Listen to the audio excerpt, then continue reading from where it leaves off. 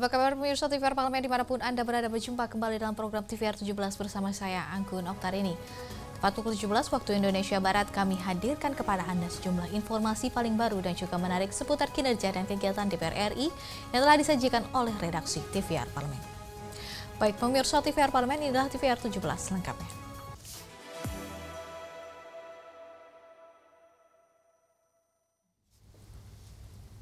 Pemirsa, dalam upaya penyesuaian perkembangan hukum nasional, Badan Legislasi DPR RI dorong revisi Undang-Undang Pemerintah Aceh sebagai langkah untuk memperkuat status keistimewaan serta penyelenggaraan pemerintah di Tanah Rencong. Balik DPR RI menegaskan bahwa revisi Undang-Undang Nomor 11 Tahun 2006 tentang Pemerintah Aceh atau UUPA dilakukan untuk mewujudkan kesejahteraan masyarakat Aceh. Revisi ini dianggap sebagai upaya penyesuaian terhadap perkembangan hukum nasional dan kondisi terkini di Tanah Rencong. Aceh sendiri merupakan daerah dengan status istimewa yang diatur melalui Undang-Undang Nomor 44 Tahun 1999 tentang penyelenggaraan keistimewaan Provinsi Daerah Istimewa Aceh, serta UUPA sebagai landasan hukum penyelenggaraan pemerintahannya. Ketua Balik DPR RI Bob Hasan menyatakan bahwa revisi UUPA merupakan bentuk kepedulian DPR RI terhadap aspirasi dan kepentingan rakyat Aceh. Menurutnya, penyesuaian undang-undang ini adalah keharusan untuk meningkatkan kesejahteraan dan keadilan bagi masyarakat. Tapi intinya di sini bagaimana menuju kesejahteraan ya yang adil bagi masyarakat Aceh. Gitu loh. Jadi itu yang intinya sebenarnya yang kami lihat tadi, maka demokrasi ekonomi harus memacu kepada kemerataan dan tentunya Aceh punya kekhususan. Ya. Dan kekhususan itu kembali lagi kepada tidak terlepas daripada inspirasi MOU Helsinki tadi.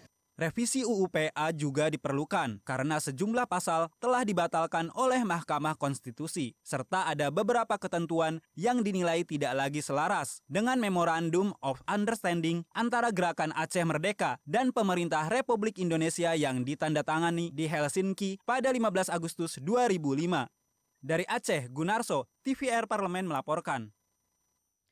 Bertepatan dengan Hari Santri Nasional, Wakil Ketua DPR RI Cucun Ahmad Syamsuriza menegaskan komitmen DPR dalam memperkuat lembaga pendidikan pesantren serta regulasi, termasuk Undang-Undang Pesantren dan juga kebijakan dana abadi.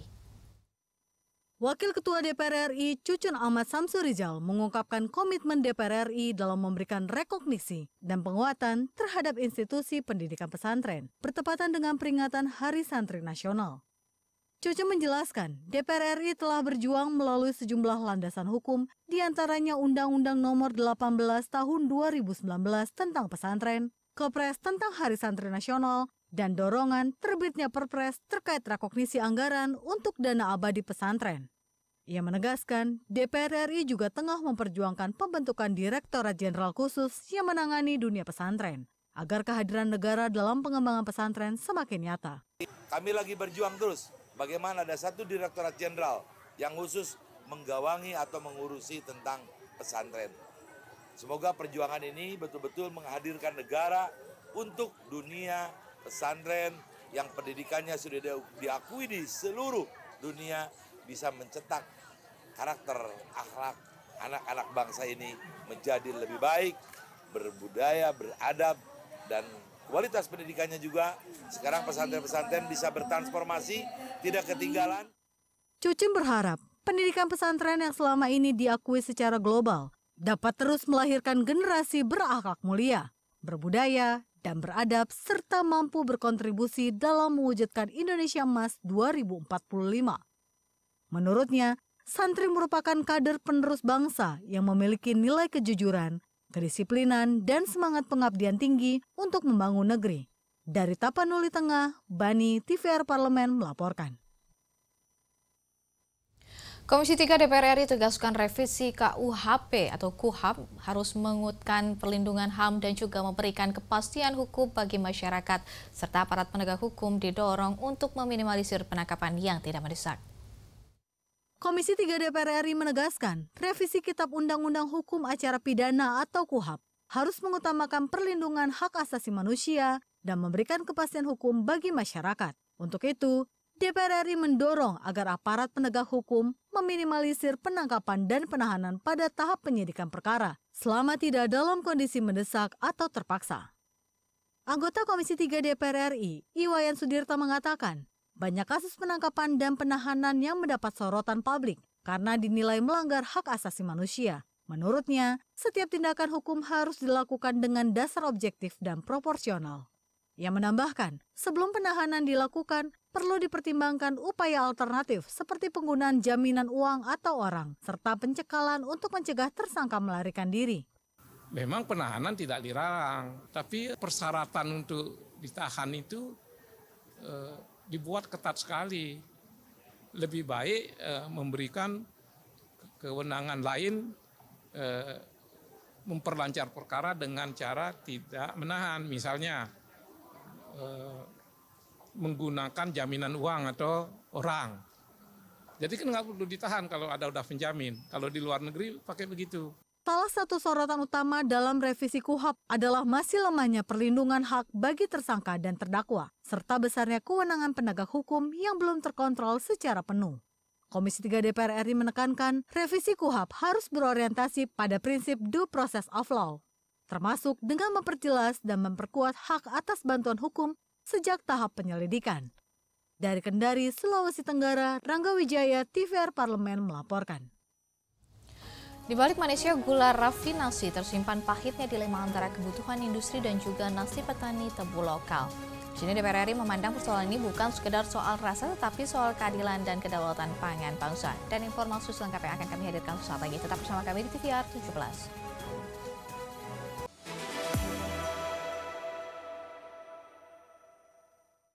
Ngomongin soal ide, kreativitas, gagasan, inovasi, sejauh mana sih di Indonesia tiga hal itu? Negara kita ini negara kepulauan, sehingga karena dia kepulauan, keragamannya jadi banyak sekali. Nah, keragaman ini yang kemudian punya karakter-karakternya sendiri. Oke. Karakter ini yang adalah pusat-pusat kreativitas. Begitu rajinnya beliau mendatangi satu pameran ke pameran lain, itu sebenarnya tugas, Ya. undangan, atau memang kesadaran diri? Nah, kalau kita lihat kreativitas, itu kan stimulan ya. Jadi kayak kita lihat pameran grafis. Dari pameran grafis lalu lihat langsung berpikir, oh bisa nih yang ini diterapkan di kabupaten. Apakah kekuatan etnik ini sudah difahami? Dari ujung Papua sampai dengan Aceh atau dari Merauke sampai dengan Sabang.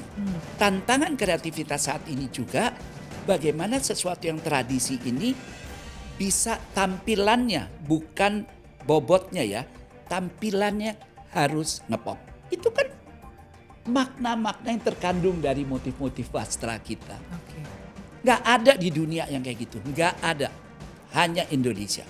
Yang perlu difahami semua masyarakat, local is the new global.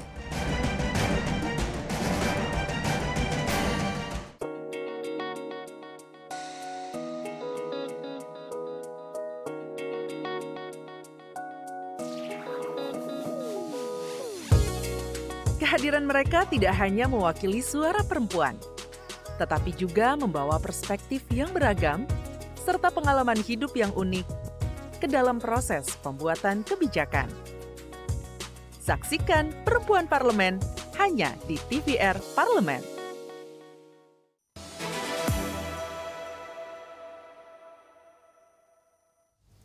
Kembali di TVR 17, saat industri menuntut efisiensi, petani menjerit karena harga tebu tak sebanding dengan keringat yang tercurah di ladang. Kini DPR RI hadir untuk menyeimbangi kepentingan ekonomi dan juga keberlanjutan petani nasional agar manisnya gula rafinasi tidak lagi meninggalkan kepahitan bagi rakyat yang menggantungkan hidup dari bumi Indonesia. Baik pemirsa, simak liputan mendalam yang telah dikemas tim redaksi TVR Parlemen dalam segmen Lensa Parlemen berikut ini.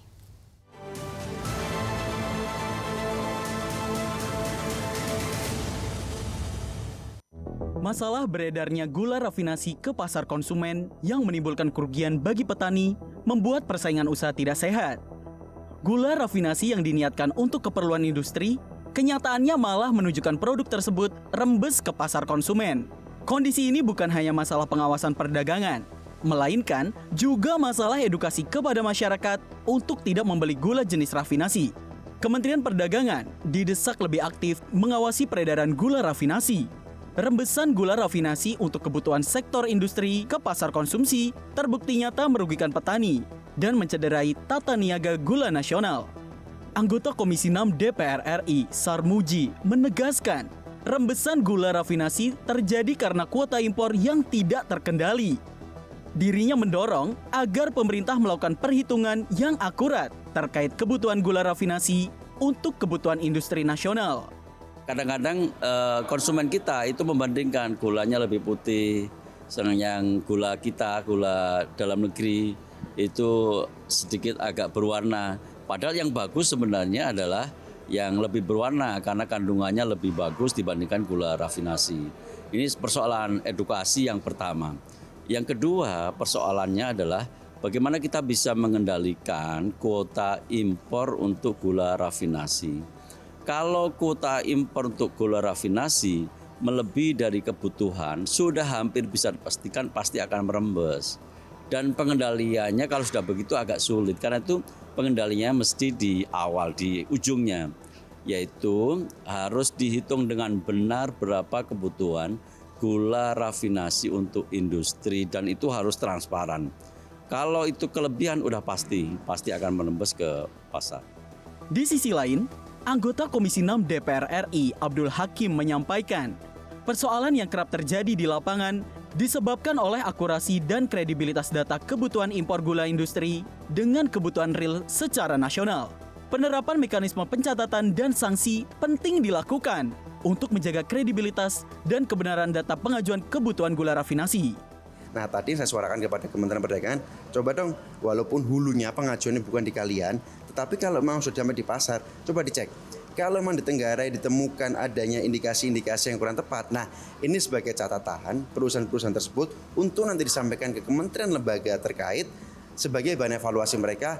Nantinya kalau mereka mengajukan ada catatan sehingga nggak bisa kebutuhanmu segini karena kemarin kamu ngajuin segini ternyata ada yang rembes nih sehingga ada sanksi yang berlaku. Kira-kira seperti itu.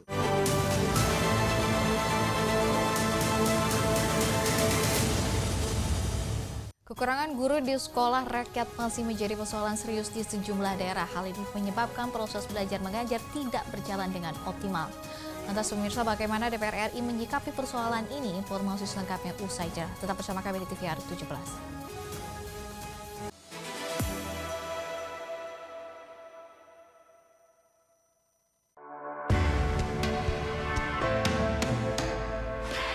Dari ruang sidang Senayan, Jakarta, menyajikan liputan langsung kinerja DPR RI.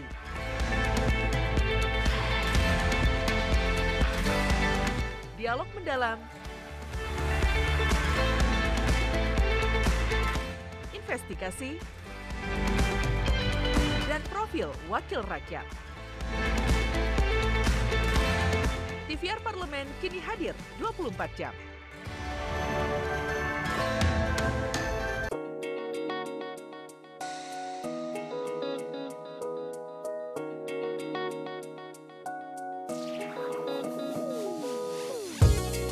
Kehadiran mereka tidak hanya mewakili suara perempuan, tetapi juga membawa perspektif yang beragam serta pengalaman hidup yang unik ke dalam proses pembuatan kebijakan.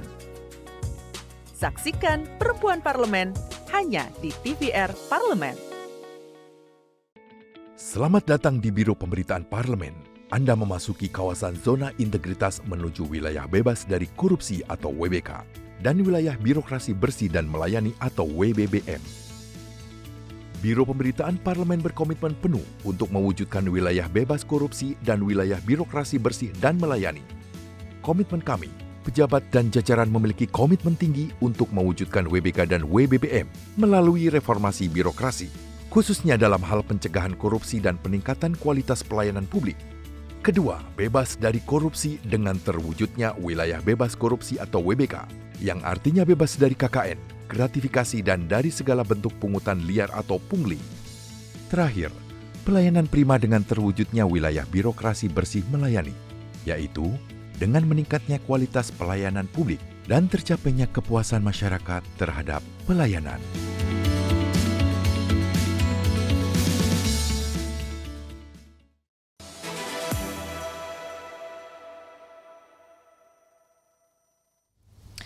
Kembali di TVR 17, Komisi 8 DPR RI desak pemerintah segera memenuhi kebutuhan tenaga pendidik di sekolah rakyat.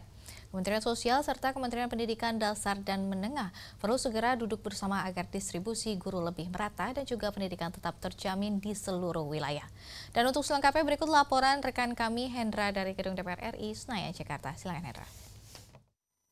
Ya baik pemirsa TVR Parlemen dimanapun Anda berada, salah satu program Presiden Prabowo Subianto adalah pendirian sekolah rakyat yang saat ini sudah beroperasi di banyak daerah. Tapi pemirsa, 3 bulan berjalannya sekolah rakyat ini masih terdapat persoalan terutama dari segi ketersediaan guru dan dilaporkan bahwa sejumlah daerah mengalami kekurangan guru yang mana jumlah persentase guru dan siswa tidak proporsional sehingga menyebabkan banyak siswa yang kurang mendapatkan pengampuan ajar daripada guru. Nah pemirsa, lantas seperti apa kemudian ini masalah ini ditanggapi oleh Komisi 8 DPR. Saat ini kami sudah bersama dengan Wakil Ketua Komisi 8 DPR, Bapak Singgih Januratmoko dari fraksi Partai Golkar.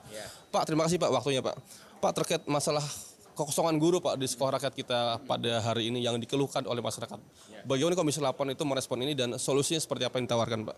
Jadi gini, tadi kita sudah berkomunikasi dengan Kementerian Sosial. Jadi memang masalah kekurangan guru itu terutama memang terjadi beberapa daerah yang memang di luar Jawa ya Pak ya. Jadi memang kemarin misalnya suatu sekolah rakyat itu memerlukan misalnya 20 guru. Nah, 20 guru itu ternyata memang kadang-kadang yang tersedia di wilayah itu belum ada 20 atau kurang. Nah, itu memang dari Kemensos akan mengajukan jumlah guru yang harus jumlah guru yang dibutuhkan.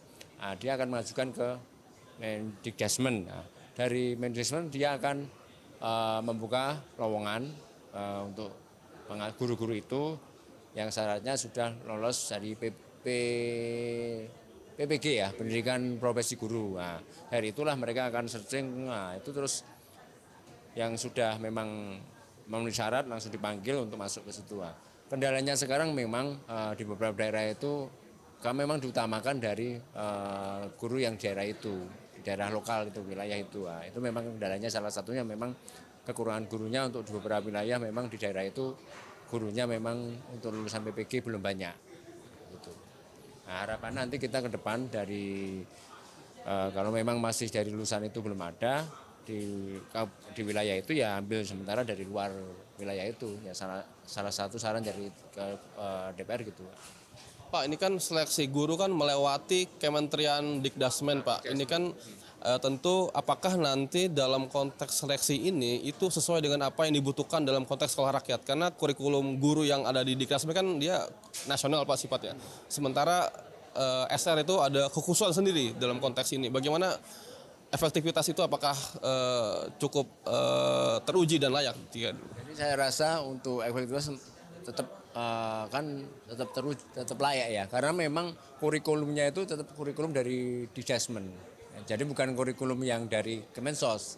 Jadi kurikulumnya pengajarannya sesuai dengan kurikulum yang di sekolah-sekolah biasa, tetapi ditambahkan nanti mungkin kurikulum khusus untuk kemandirian, untuk kewirausahaan, terus untuk disiplin dan lain-lain. Jadi itu pengembangan saja. Tapi yang paling penting tetap kurikulumnya sama dengan kurikulum yang di Dikdasmen ya. Pak, terus Pak, ini kan sekolah rakyat itu ada tambahan anggaran cukup besar Pak, sebesar 24,9 T dibanding tahun ini yang hanya 7 T. Nah, itu apakah nanti persoalan guru ini akan kemudian dijawab dalam penganggaran dari sekolah rakyat ini? Apa nanti klasternya berbeda penganggaran ini? Jadi gini, sekolah rakyat itu ada 2. Jadi kalau 24,9 berapa T tadi, yang 20-an T itu di PUPR untuk pembangunan. Nah, yang 4T itu di Kemensos. Jadi kelihatannya besar, tapi bukan di Kemensos semua. Yang 20T itu untuk sekolah untuk Untuk pembangunan. Nah, itu. Berarti nanti untuk masalah penggajian guru ini nanti tetap merinduk ke Kemensos. Iya. Terus Pak, terakhir Pak, terkait dengan ini ada nggak sih Pak semacam ajakan kepada para pengajar guru-guru kita supaya nanti ada semacam antusiasme tersendiri gitu supaya bisa mendapat sekolah rakyat ini? Jadi gini, itu sebenarnya Kemendikdasmen itu Kemendikbud itu sudah mempunyai file tersendiri untuk file tersendiri yang mereka sudah lulus PPG tadi. Nah, jadi mereka akan mengambil dari yang itu. Tapi memang kenapa kurang kelihatan kurang, memang diutamakan dulu kemarin itu memang dari wilayahnya itu sekitar. Jadi satu provinsi misalnya, nah, itu yang misalnya di Banjar. Dari Banjar Kalimantan Selatan itu kan butuhnya 20. Ternyata yang orang situ cuma 2. Nah, akhirnya yang kurang diambil dari orang Jawa gitu. Jadi memang karena kemarin awalnya itu kita mengutamakan yang dari daerah sekitar, wilayah sekitar. Nah, kalau sekarang memang kurang ya harus terpaksa nanti ambil dari di luar wilayah. Pak Singgih, terima kasih Pak atas waktunya. Selamat bertugas kembali Pak. Ya baik, pemirsa TVR Parlemen dimanapun Anda berada, demikian wawancara kami dengan Bapak Singgih Djanuratmoko sebagai pimpinan Komisi 8 yang tadi disampaikan bahwa perlu ada sinergi yang kuat antara Kemensos dan Kemendikdasmen agar kemudian nanti persoalan guru yang masih minim bagi sekolah rakyat di daerah bisa terjawab dengan tuntas, dan diharapkan ini bisa segera ditangani karena memang antusiasme masyarakat terhadap program ini sangat tinggi dan perlu adanya perimbangan jumlah guru yang proporsional agar nantinya produk-produk atau siswa yang dihasilkan dari sekolah rakyat bisa secara optimal dan bisa bermanfaat bagi nusa dan bangsa. Pemirsa, demikian laporan kami, kembali ke studio. Selanjutnya pemirsa, apa saja yang menjadi sorotan di media online nasional pada hari ini? Usai jeda tetap bersama kami di TVR 17.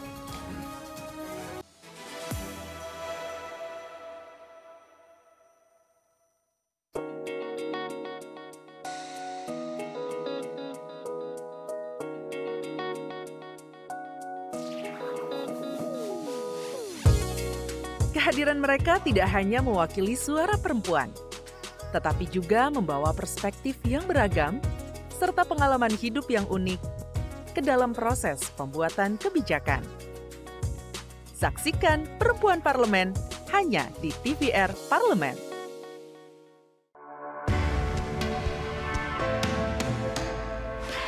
Dari ruang sidang Senayan, Jakarta, menyajikan liputan langsung kinerja DPR RI.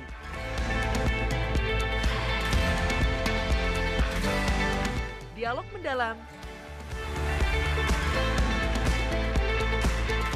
investigasi, dan profil wakil rakyat. TVR Parlemen kini hadir 24 jam.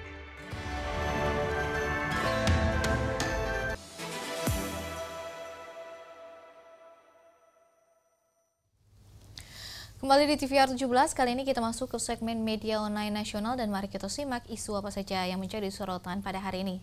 Dan bersama rekan kami, Alfat Rizky.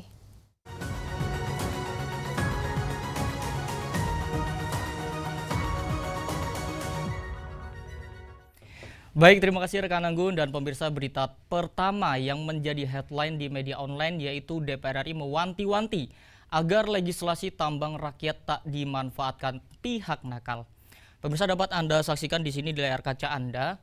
Ini ada DPR RI menegaskan bahwa legislasi tambang rakyat harus benar-benar berpihak pada kesejahteraan masyarakat lokal, bukan menjadi celah bagi pihak-pihak tertentu untuk meraup keuntungan pribadi. Pemerintah diingatkan agar proses legislasi ini dilakukan secara hati-hati, transparan, dan juga dengan pengawasan yang ketat. Regulasi yang dihasilkan harus memastikan kegiatan tambang rakyat tetap berkelanjutan, aman bagi lingkungan, serta memberikan nilai tambah bagi masyarakat sekitar. Selain itu, DPR RI juga mendorong adanya penguatan kapasitas bagi penambang rakyat agar mereka dapat beroperasi sesuai standar keselamatan dan lingkungan yang berlaku. Tentunya di sini pemirsa, pengawasan terpadu antara pemerintah pusat, daerah, dan aparat hukum menjadi kunci agar kebijakan ini tidak disalahgunakan oleh oknum perusahaan besar yang berlindung di balik izin tambang rakyat. DPR juga menekankan tujuan utama legislasi ini adalah untuk menata, bukan membuka ruang eksploitasi baru yang justru merugikan rakyat kecil dan merusak alam. Pemirsa, kita beralih ke berita selanjutnya yang juga menjadi headline di media online, yaitu RUU Kadin perkuat posisi organisasi dalam pengambilan keputusan strategis pemerintah. Anda dapat saksikan kembali di layar kaca di sini pemirsa, ada beberapa media online yang menyoroti terkait dengan hal tersebut. Di sini DPR RI menilai rancangan undang-undang tentang Kamar Dagang dan Industri menjadi langkah penting dalam memperkuat peran dunia usaha nasional. Melalui RUU ini, Kadin diharapkan tidak hanya berfungsi sebagai wadah komunikasi antar pelaku usaha, tetapi juga memiliki posisi strategis dalam memberikan masukan dan rekomendasi terhadap kebijakan ekonomi nasional. Penguatan peran Kadin juga akan memperkuat sinergi antara pemerintah dan sektor swasta dalam menghadapi dinamika global dan mendorong pertumbuhan ekonomi yang inklusif. Selain itu, DPR RI juga menekankan pentingnya transparansi dan tata kelola organisasi yang baik dalam tubuh Kadin agar kredibilitasnya tetap terjaga. DPR juga mendorong agar RUU ini dapat menjamin representasi yang adil bagi pelaku usaha kecil, menengah, dan besar, sehingga seluruh elemen ekonomi nasional dapat berpartisipasi secara seimbang. Dengan payung hukum yang lebih kuat, Kadin diharapkan dapat menjadi mitra strategis pemerintah dalam merumuskan kebijakan yang berpihak pada kemajuan dunia usaha dan kesejahteraan rakyat. Dan pemirsa, itu tadi headline di media online pada hari ini terkait dengan DPR RI mewanti-wanti agar legislasi tambang rakyat tak dimanfaatkan pihak nakal, serta RUU Kadin perkuat posisi organisasi dalam pengambilan keputusan strategis pemerintah. Terima kasih atas perhatian Anda. Kembali ke rekan Anggun.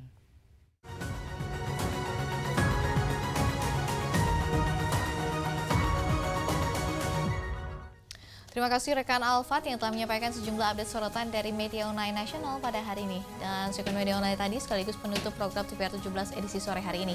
Saya Anggun Oktarini beserta seluruh kru TVR Parlemen yang bertugas mengucapkan terima kasih telah menyaksikan dan pamit undur diri dari hadapan Anda. TVR Parlemen, referensi Indonesia.